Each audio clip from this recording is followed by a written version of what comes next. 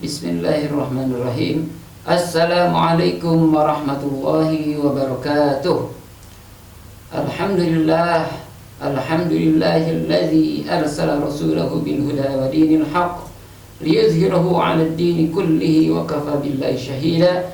Asyhadu an la ilaha illallah wahdahu la syarika lah wa asyhadu anna sayyidana Muhammadan 'abduhu wa rasuluh alladzi la nabiyya ba'dahu. Allahumma salli wa sallim ala Muhammad wa ala ali Muhammad. Anak-anakku sekalian, bagaimana kabarnya hari ini? Kalian masih kuat puasanya? Ya, mudah-mudahan ya, kita semuanya masih diberikan kekuatan oleh Allah untuk menjalankan shaum Ramadan dan berbagai amalan ibadah di bulan Ramadan. Amin ya rabbal alamin. Anak-anakku sekalian, pada suatu waktu Rasulullah SAW itu beliau akan berkhutbah.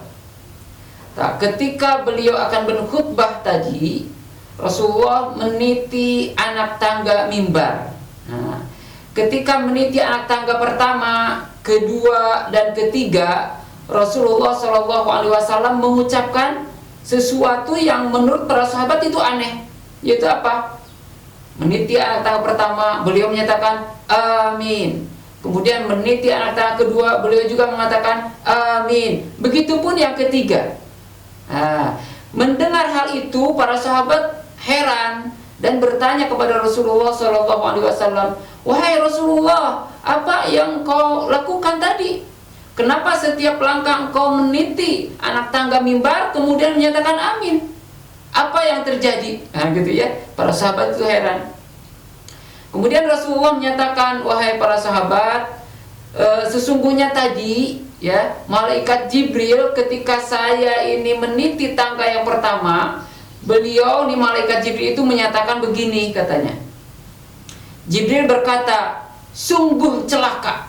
Nah, yang pertama itu ya, sungguh celaka bagi siapa? Bagi orang yang kemudian dia shaum Ramadan, dia didatangi bulan Ramadan, kemudian dia melakukan shaum Ramadan, akan tetapi ketika lewat dari bulan Ramadan, dia tidak mendapatkan ampunan Allah. Maka kata malaikat Jibril, sungguh celaka dia. Maka aku katakan, kata Rasulullah, amin. Nah, gitu ya. Jadi yang pertama, pesan dari Rasulullah ya, ini menjadi sebuah perhatian bagi kita, bahwa jangan sampai gitu ya, kita menjalankan shaum Ramadan setiap tahun, tapi shaum Ramadan yang kita lakukan itu tidak maksimal, tidak sesuai dengan yang seharusnya, yaitu pelaksanaannya didasari keimanan dan keikhlasan. Nah, jadi ketika shaum Ramadan kita upayakan jangan karena disuruh-suruh ya, jangan karena ingin ada laporan ke guru misalkan bahwa saya ini shaum Ramadan. Nah, jangan sampai seperti itu, karena ya ditakutkan kita termasuk ke dalam apa yang disampaikan malaikat Jibril tadi ya. Jadi kita shaum Ramadan, kita tidak mendapatkan ampunan Allah, akhirnya kita termasuk orang yang celaka. Nauzubillahi min dzalik.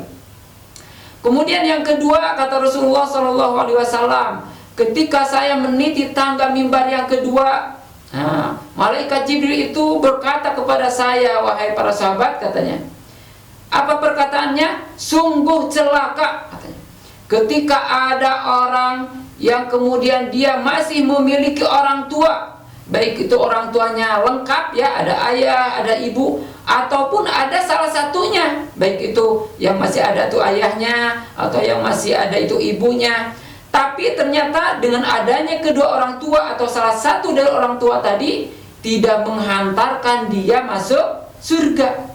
Karena apa? Karena dia justru tidak menjadi anak yang berbakti kepada kedua orang tua. Nah, gitu ya. Maka ini sungguh celaka, kata malaikat Jibril, dan itu diaminkan oleh Rasulullah SAW. Oleh karena itu, Pak Z mengingatkan ya, juga menasihati Pak Z sendiri juga. Kalau misalkan orang tua kita masih hidup, maka kita maksimalkan untuk berbakti kepada kedua orang tua kita. Gitu ya. Bahkan kalau orang tua kita menyuruh, dan pasti Fazil yakin ya, ketika orang tua menyuruh kepada kita, pasti menyuruh karena dasar kesayang mereka kepada kita. Ya, tidak ada orang tua kita yang menyuruh kepada kita untuk berbuat jahat kan? Nah, pasti kalian juga tidak pernah sama orang tuanya disuruh, hei anak, silakan melakukan kejahatan, misalkan. Ada enggak? Tidak ada. Hei anak, tinggalkan sholat, misalkan ya.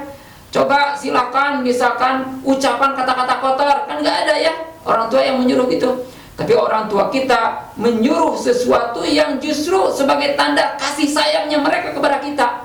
Itu makanya supaya kita tidak termasuk hadis ini, maka mari kita manfaatkan ya keberadaan kedua orang tua kita itu untuk menjadikan kita menjadi bagian dari orang-orang yang bisa masuk surga karena adanya kedua orang tua. Amin ya Allah ya Rabbal Alamin ya.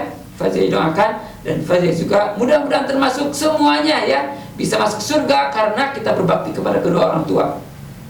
Bahkan dalam hadis ya kita itu dikatakan tidak boleh, bahkan dalam ayat Al-Quran juga ya, wa fala taqul lahuma uffin. Jangan sampai kita membentak kedua orang tua, jangan sampai kita melawan kedua orang tua, kan gitu ya. Kita sudah tahu itu, maka di bulan Ramadan yang tahun ini ya kita upayakan ya ucapkan perkataan-perkataan yang bisa membahagiakan kedua orang tua kita. Lakukan apapun yang disuruh orang tua kita ya, selama suruhannya itu dalam kebaikan dan ketaatan kepada Allah Subhanahu wa taala.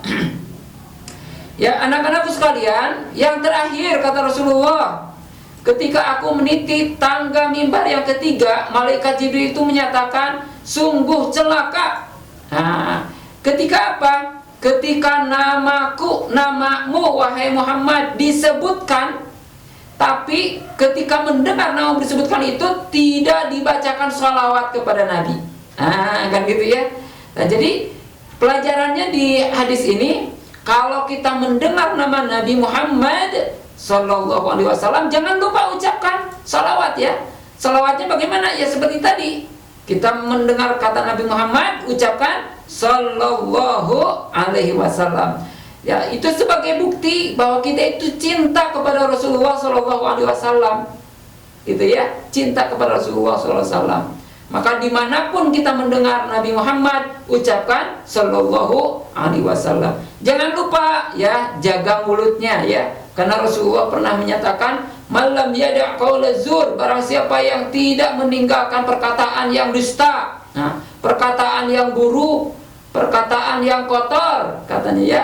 Justru kita wal amalu bihi, kita melakukan hal itu, falaisa lillahi hajatun fi ayyada'a ta'amu wa syarabu. Allah tidak butuh saum kita, tidak butuh kita menahan rasa lapar kita, rasa haus kita, enggak butuh kalau kita tidak bisa menjaga mulut.